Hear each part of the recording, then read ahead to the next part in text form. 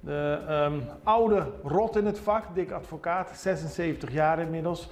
Er zijn gesprekken tussen de Curaçaose Voetbalbond, FFK en Dick Advocaat om bondscoach te worden voor Curaçao. Het gaat allemaal in het kader van de kwalificatiewedstrijden in maart. Maar Advocaat zou behalve zelf natuurlijk ook komen met Kees Jansma als woordvoerder, 76. Cor Pot, zijn jarenlang assistent van 62. Dr. Casper van Eyck van 66 en de relatief jonge Khalid Sinou van 48.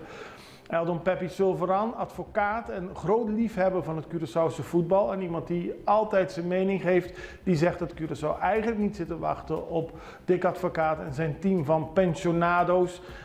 En zeker in het team van pensionado's zijn er mensen op Curaçao die dat werk net zo goed of beter zouden kunnen. Aldus Silveran, die sowieso vraagtekens stelt bij het aantrekken van Advocaat als nieuwe bondscoach.